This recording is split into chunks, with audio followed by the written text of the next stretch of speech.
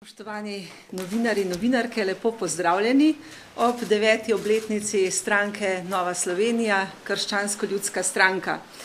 Torej, Nova Slovenija je bila ustanovljena pred 9 leti z namenom, da deluje v interesu tistih Slovencev, ki želijo živeti in delati v svoji državi v duhu trajnih in tradicionalnih slovenskih in krščanskih vrednot in vrednot krščanske demokracije.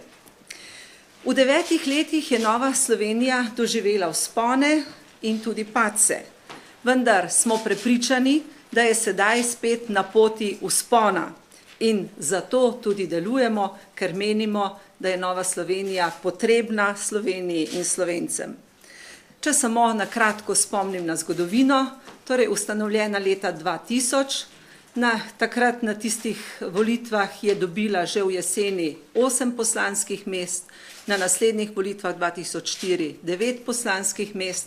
Velik uspeh so bile evropske volitve 24% in tudi zadnje evropske volitve, kjer je 16,7% dosegla Nova Slovenija tretji rezultat evropskih volitev in evropskega poslanca.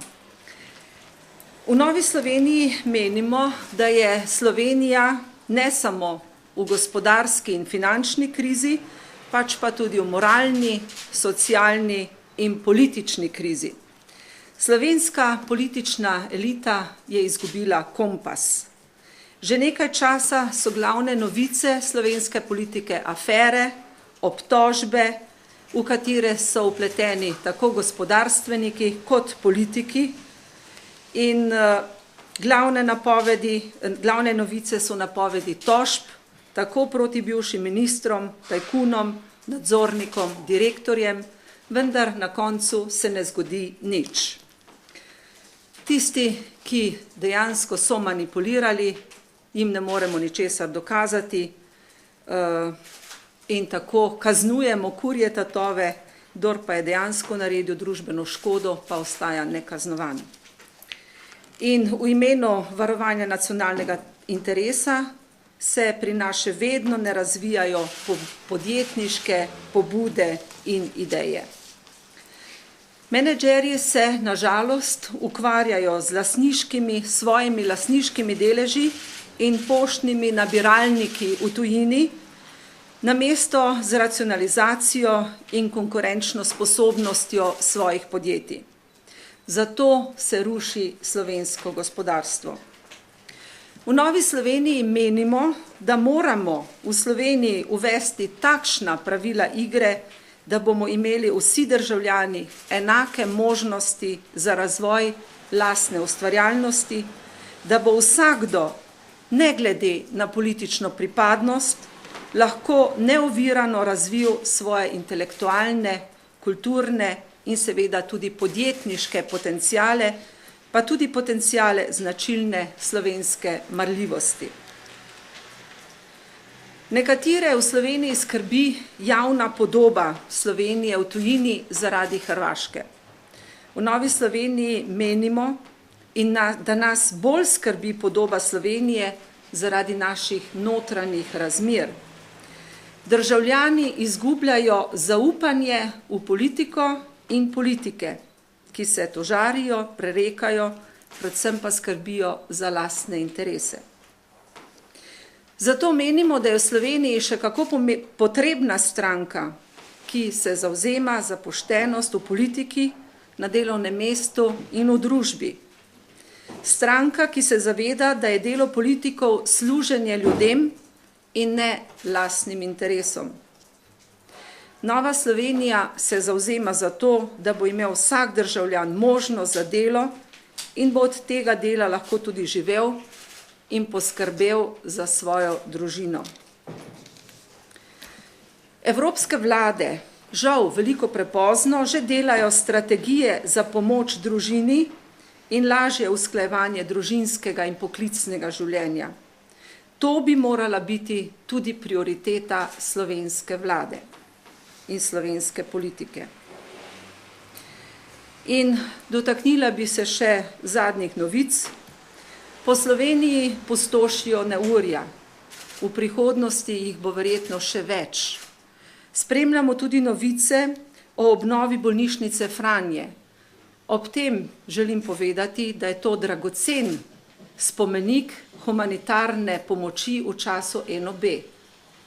Menim pa, da bi bilo potrebno strokovno oceniti, v kakšnem obsegu bi v prihodnosti še obnavljali ta spomenik, da ga ne bi bilo potrebno vedno znova obnavljati in vedno znova vlagati velika sredstva v to. Kajti vemo, da so mnoge stanovanjske hiše ogrožene, da vlada socialna revščina, pomanjkanje, zato menim, da bi morali tudi tukaj bolj racionalno uporabljati denar davkoplačevalcev.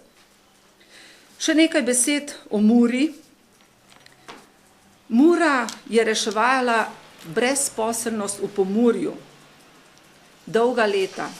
Leta v 80-ih letih je imela okrog 6500 zaposlenih. In to zaradi tega, ker so tista maloštevilna podjetja v Pomurju propadala. Zato sedaj reševanje Mure ne pomeni zgolj reševanje nekega gospodarskega subjekta, ampak gre tudi za reševanje socialne problematike celotnega Pomurja. Zato se nam zdi to vprašanje izredno pomembno. In menimo tudi, da bi morala vlada v tem smislu bolj pomagati Pomurju in Prekmurju, kajti prav iz te pokrajine se je ves čas zgodovine dogajal največji beg možganov. Večina študentov je študirala v Ljubljani, v Mariboru, kjer so si tudi potem ustvarili družine, našli službe, medtem ko prav pomanjkanje intelektualcev, strokovnjakov v tem delu slovenskega ozemlja je največje. Zato dajati samo denar v ta konec Slovenije ni dovolj, ampak je treba tej regiji pomagati tudi strokovno. Morda bi spomnila na to, da je prejšnja vlada obiskovala slovenske regije in se na licu mesta seznanila s težavami regije, se pogovarjala z gospodarstveniki in seveda obljubila tudi reševanje teh problemov, kolikor je pač to v moči neke vlade. Menimo, da to sedaj manjka. Spletni portal ni dovolj, kamor lahko državljani pošiljajo svoje vprašanja, probleme, ideje, ampak je dejansko potrebno, da tudi vlada gre na teren, se pogovarja z ljudmi in skupaj išče rešitve za njihove probleme. Omenila bi še tudi problem, s katerimi se srečujejo slovenske občine. Vemo, da je bila spremenjena zakonodaja v zvezi s sprejemanjem prostorskih planov. In občine, torej ta postopek sprejemanja novega prostorskega plana je dolgotrajen, traja nekaj let. In mnoge občine so vložile predlog novih prostorskih planov, vendar Ministrstvo za okolje in prostor ne sprejme potrebnih zaključkov, da bi dejansko ti prostorski akti lahko začeli veljati. Zaradi tega mnogi potencialni investitorji odhajajo, si premislijo, ker ne morejo uresničiti svojih potreb oziroma svojih morebitnih investicij. Zato menim, da bi na tem področju tako za pomoč občinam kot za gospodarsko rast morala biti ta ministrstva bolj ažurna, da bi občine lahko izpeljale svoje razvojne programe.